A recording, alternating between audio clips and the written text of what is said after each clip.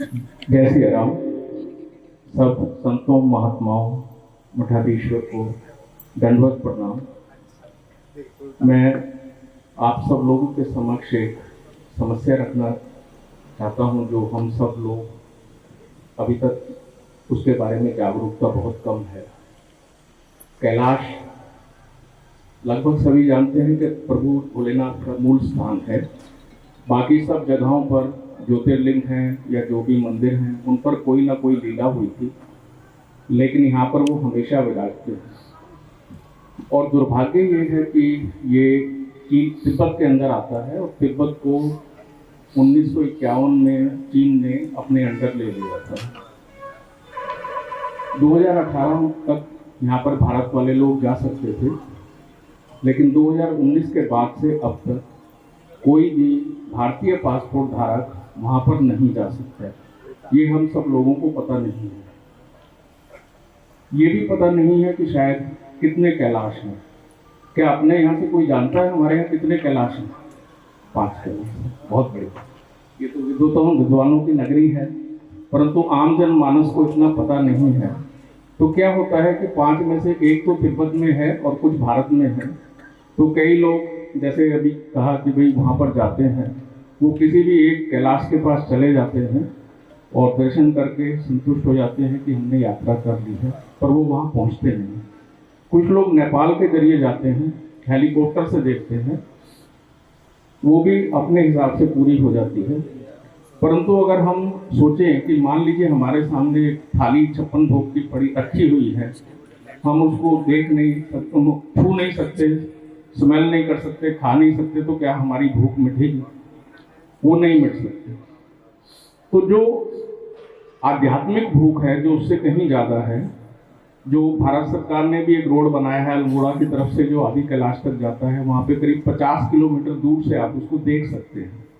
तो वो आध्यात्मिक भूख कैसे संपूर्ण होगी, ये सोच का विषय है। सबसे पहले अपने लोगों में जागरूक की जरूरत है, और जो महान विद्वान संत लोग हैं वो अगर इस चीज़ को उठाएं, तो क्योंकि उनके आवाज़ में ताकत है, लाखों लोग उनकी आवाज़ को सुनते हैं, वहाँ तक जाए ताकि लोगों को पता चले। जब हमें पता चलेगा तो आवाज़ होगी, डिमांड होगी, तो सरकार भी उस पर कुछ करेगी। और ये सोचने की बात है, ये सिर्फ रामलला की हमारी लड़ाई करीब 500-550 साल हुई। ये वाली जो लड़ाई है ये उससे भी 500 गुना बड़ी है, क्योंकि रामलला में सरकार हमारी थी, जगह अपनी थी, सिर्फ अपनों से ही कुछ लड़ाई थी। यहाँ तो चीन है जो बहुत ही ताकतवर है और बड़ी बड़ी लड़ाइयाँ हो चुकी हैं। तो उसके लिए प्रभु भोलेनाथ ने, मैं सच पूछे कोई इतना भगत या मंदिर जाने वाला नहीं हूँ, 3 साल से बाहर ही रहा हूँ, तो जब भी छोटा मोटा हो जाए वो है। तो प्रभु भोलेनाथ ने साक्षात आदेश दिया कि करें। मुझे पहले समझ नहीं आया, फिर मैंने पता करना शुरू किया थोड़ा बहुत, फिर विस्तार की लीला है उस पर किताब से भी भोलेनाथ की लीला लिखनी शुरू कर दी है। लेकिन कई बार होने के बाद अब ये स्थिति हुई है कि ये ज्ञान हुआ है कि वो जगह बड़ी अद्भुत है, और वो भोलेनाथ ने ही ज्ञान कराया है।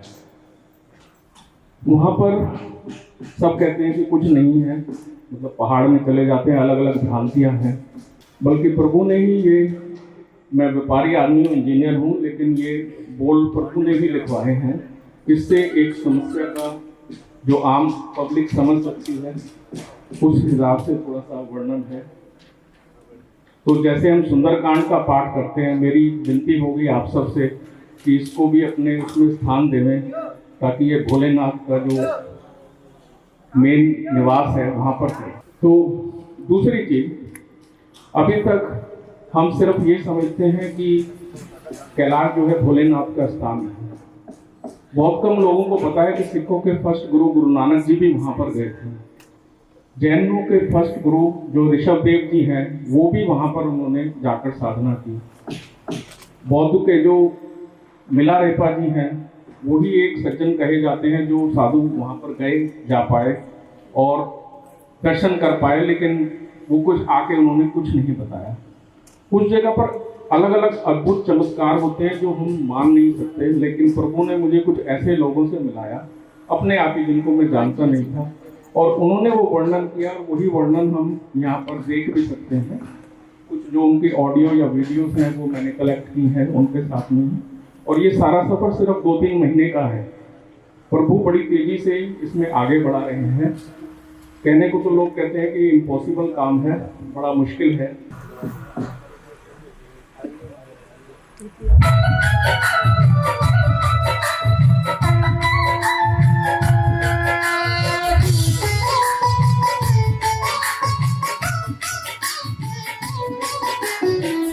जय जय जय जय शिव कैलाशा, यही है शिव का मूल निवासा।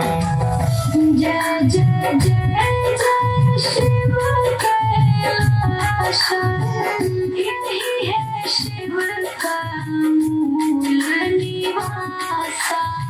जटा में गंगा गले भुजंगा, लिपटे वो मृग छाल है। शिव की दुनिया शिव मेरा माजो, वही तो माला माल है, वही तो माला माल है। केवल शिव जो हल पीले, केवल शिव जो भस्म लगावे, वो शिव जो शमशान में संभाले, वही तो शिव कैलाश निवासी। माल सरोवर शिव को अर्पण, वेद पुराणों में है वर्णन। इसकी नदियाँ देते जीवन, यहीं पर गरजे उनकी वो धुन। जय जय जय जय शिव कैलाशा, यही है शिव का मूल निवासा। भोले दानी शंभु बाबा, जो भी चाहो आप कहो, मान सरोवर तीर्थ है सबका, हम भी कहें और आप कहो।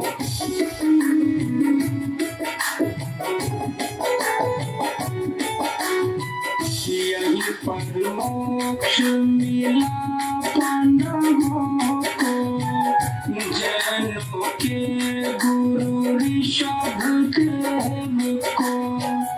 इसकी यात्रा करी गुरु नानक, बौद्ध मिला रे पाभी एक ज्ञानक। धन्य भूमिका है आकर्षण, फिर भी हिंदू न कर पाए दर्शन। कब तक तुम ये जुल्म सहोगे, उठाओ आवाज मांगो सब मिलके। जय जय जय जय शिव कैलाशा, यही है शिव का मूल निवासा। कई साल से राह तकी हैं, अब अपनी ही बारी है। मान सरोवर शिव का हिस्सा, अब अपनी तैयारी है, अब अपनी तैयारी है।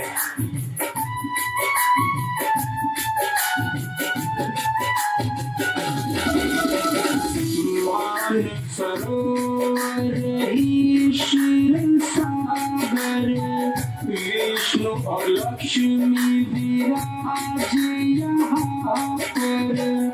मध्यम में है धरती स्वर्ग के, बीच में दोनों आका ध्रुव के। यहीं पर है दो तालाबों, मान सरोवर राक्षस ताल होके। पंच कैलाश की महिमा न्यारी, सदा स्मरण करो बारी बारी। जय जय जय जय शिव कैलाशा, यही है शिव का मूल निवासा। आशा। वो शिव मेरा भी वो शिव तेरा है, फिर ये कैसा बंधन कैसा घेरा है। 100 करोड़ हिंदुओं की सांस है जो, फिर वो क्यों सिर्फ मेरा और क्यों सिर्फ तेरा है, क्यों सिर्फ तेरा है।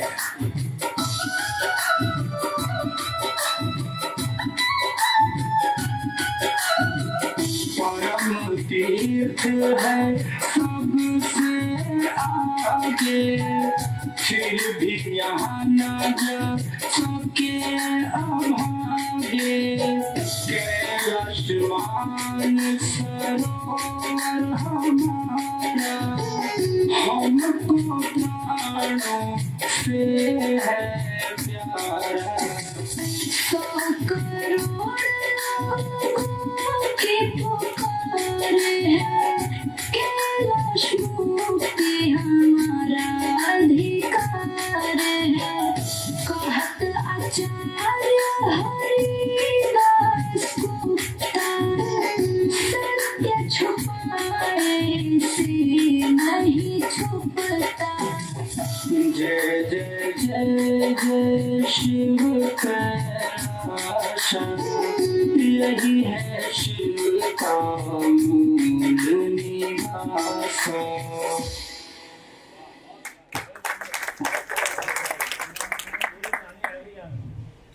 जी, प्रभु के आशीर्वाद से ये कुछ लाइनें लिखवाई उन्होंने ही करीब 1.5 घंटे में, जिससे इसका वर्णन हो सके।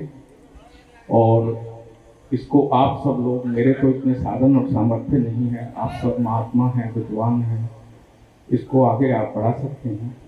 और भी कुछ अद्भुत चीज़ें कैलाश के संबंधित भोलेनाथ में, ये 5 कैलाश हैं अलग अलग, इनके अलग अलग मैं ज़्यादा समय नहीं लूँगा, बाद में चाहिए तो वेबसाइट वगैरह भी बना रहे हैं। आदि कैलाश, किन्नर कैलाश, मणि महेश कैलाश, श्रीखंड कैलाश। बोले ना, आप तो सब धार्मिक लोग हैं तो बहुत से लोगों को भोले और बाकी देवताओं में, ये वहाँ का सीन है जो किसी ने लाइव लिया है।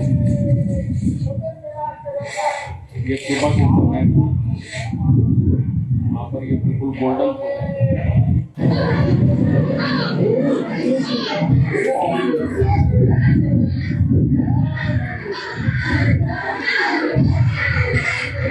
अब ये कुछ प्रभु ने ही ऐसे लोगों से मिलाया जो पहले कभी जा चुके थे और उन्होंने ये वर्णन बताए हैं।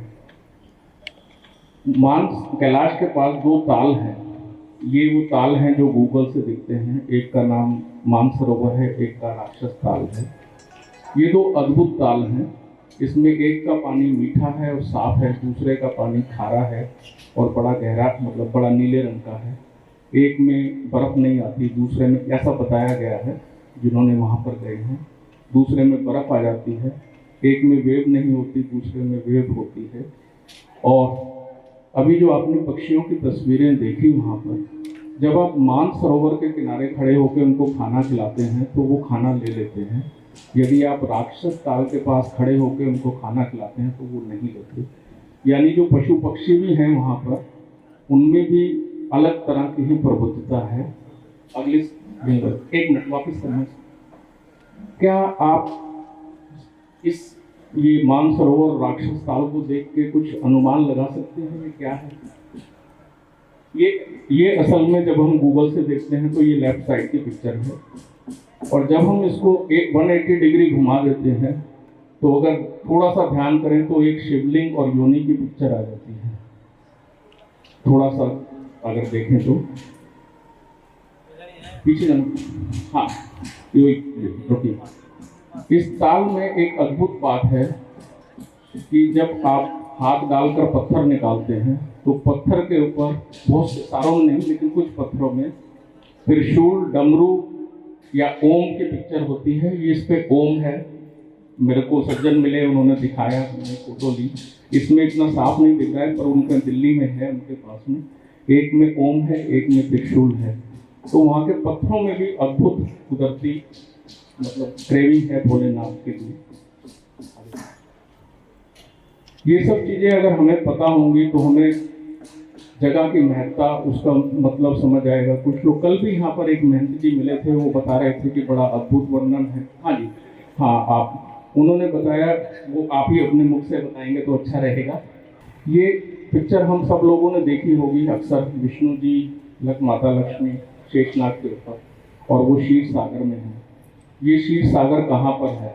अलग अलग मत हैं, लोग कहते हैं वैकुंठ में है या स्वर्ग में है, लेकिन अगर हम थोड़ा सा मनन करें तो ये हम सब ने सुना है कि भोलेनाथ के गले में एक बहुत बड़ा सांप है, उस सांप का नाम वासुकी है। जब सागर मंथन हुआ था तो एक मथनी बनी थी, और मथनी में वासुकी सांप का प्रयोग हुआ था उसको मथने के लिए। प्रभु भोलेनाथ ने उस समय पर हलाहल विष दिया था, शायद वो जो खारे पानी वाले जगह है, मेरा अनुमान है कि शायद वो हो सकती है अभी भी उसी प्रतीक में।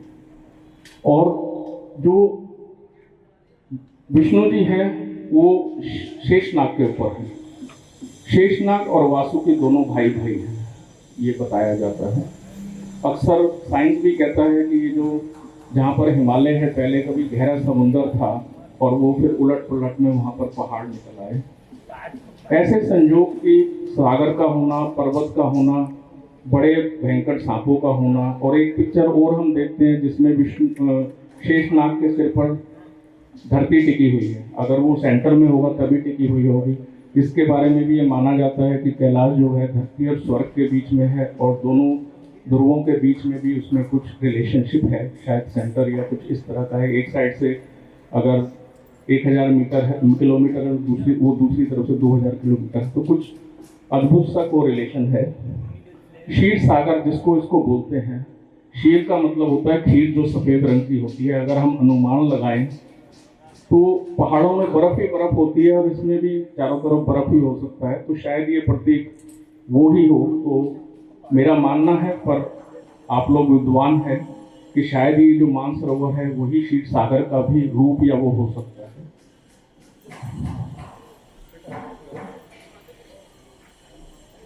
एक और अद्भुत नगरी के बारे में कहा जाता है, शंभाला। अभी एक फिल्म आई थी कल की, जिसमें अमिताभ बच्चन थे, वो बार बार शंभाला का नाम लेते थे। मुझे इतना आइडिया नहीं था, मैं सोचा शायद ये लेडी का नाम शंभाला होगा। जब इस चीज़ का ज्ञान हुआ या आभास हुआ, तो वहाँ पर एक दिव्य नगरी है, जैसे जिसको स्वर्ग भी कह सकते हैं या स्वर्ग की तरह है, जहाँ पर दिव्य पुरुष रहते हैं। ये शास्त्रों में लिखा है, और कई शास्त्रों में, बुद्धिस्ट वाले में और अपनों में है। जो ये चिरंजीवी है वो वहाँ पर हैं। जितनी भी जो जातियां हैं जो प्रलुप्त हो गई हैं वो वहाँ पर हैं, कि जब भी प्रलय होगी उन सब से वहाँ का कल की अवतार के साथ में वो होगा। तो ये वर्णन है, आज तक इस पर कोई जा नहीं पाया है, पर जैसे लोगों को अनुभव हो रहे हैं, देख रहे हैं, तो कुछ ना कुछ है वहाँ पे जहाँ पे अभी तक साइंस और आदमियों की पहुँच नहीं हुई है। क्योंकि ऐसी चीज़ पे पहुँच हो गए तो हमारे जैसे पापी लोग उसको जाके शायद खराब कर देंगे। तो वहाँ पर सिर्फ जो बहुत ही हाईली एनलाइटन स्पिरिचुअल्स लोग होते हैं वही जा पाते हैं। अब अगर सोचें हम कि पांडव, हमने सबने पढ़ा है कि पांडवों ने जब युद्ध जीत लिया, महाभारत का राज भी कर लिया, तो उसके बाद वो कैलाश पर गए। वो तो सब दिव्य पुरुष थे। उसके बाद में गुरु नानक जी गए, ऋषभ देव जी गए। तो ये सब लोग जिनके नाम पर आज पंथ बन गए हैं, बड़े बड़े फॉलोअर्स हैं, जब ये वहाँ गए, वहाँ रहने की सुविधा नहीं, खाने की सुविधा नहीं, कुछ नहीं, पेड़ नहीं, पौधा नहीं, कुछ नहीं, तो वो वहाँ क्यों गए? शायद वहाँ कोई ऐसी चीज़ थी जो जिसे हम मोक्ष कह सकते हैं या आध्यात्मिक सुख कह सकते हैं, उसके लिए वो लोग वहाँ पर गए। उसमें से कौन आया कौन नहीं आया पता नहीं है, पर शायद जो इतने दिव्य पुरुष वहाँ जा रहे हैं तो कुछ ना कुछ ऐसा है जिसके बारे में हमें सोचना चाहिए। फिर ये होता है कि कैलाश हम जा कैसे सकते हैं?